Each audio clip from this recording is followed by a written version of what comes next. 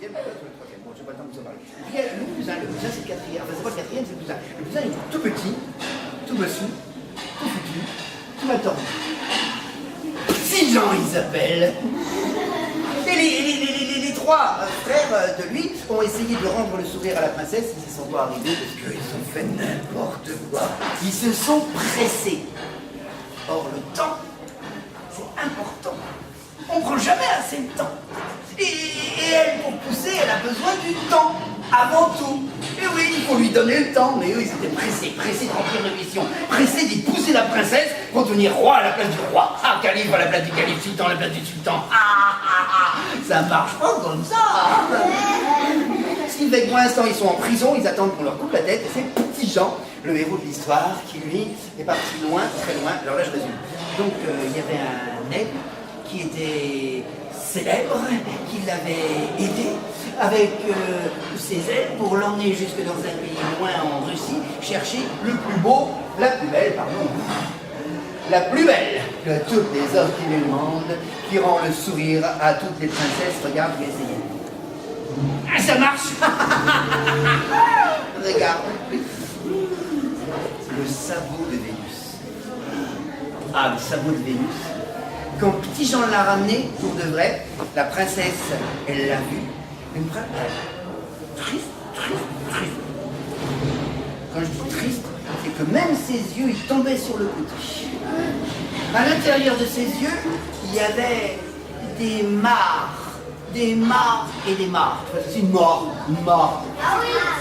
Un étang, quoi, mais un étang mareux, quoi, tu vois, marécageux, tu vois. Et c'était des mares, c'était des pleurs tristes dans ses yeux. Quand elle a vu le sabot de Vénus, alors là, la mare s'est séchée. Pour de vrai, le soleil est revenu dans ses yeux, pour de vrai. Quand elle a vu le sabot de Vénus, là, son sourire, là, il a commencé à relever sa lèvre supérieure, et sa lèvre supérieure se relevant, la lèvre inférieure forcément a suivi le chemin. Aussitôt, la bouche s'est ouverte, les dents ont voulu voir, la langue aussi, et là, le rire est sorti.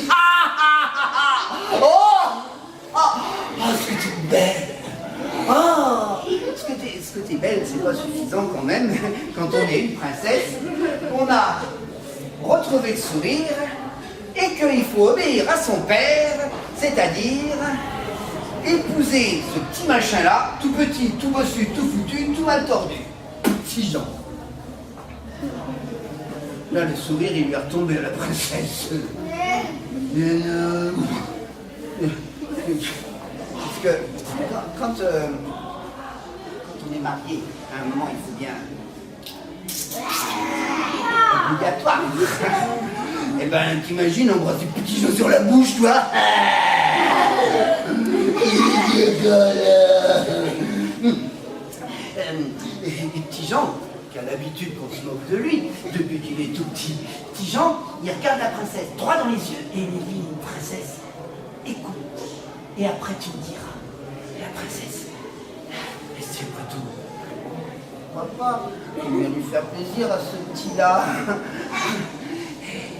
Et il lui dit, Petit Jean, tu sais, du temps où les nuages amenaient la pluie, qui amenaient la vie, là-haut dans le ciel, habitaient tous les dieux, et une en particulier, la Vénus, qui n'avait pas le droit de descendre sur Terre. Et pourtant, Vénus, tu sais ce qu'elle a fait? Vénus, elle a profité que les autres étaient en train de dormir ou bien de ripailler, ça veut dire que vraiment, parce que là-haut, il s'en manquait pas une, et elle en a profité pour descendre sur la Terre, et là, sur la Terre, quand elle l'a vu, sur la Terre, non, je veux dire, le plus beau de tous les princes sur la Terre, avec son chapeau, quand elle l'a vu avec son chapeau, oh là, quand elle l'a vu, là, quand elle l'a vu,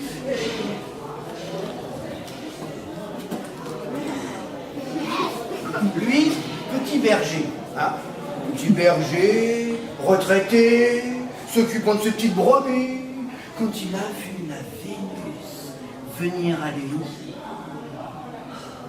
il s'est senti tout guiré, tout jeune, il s'est levé, et elle n'a pas le droit de l'approcher.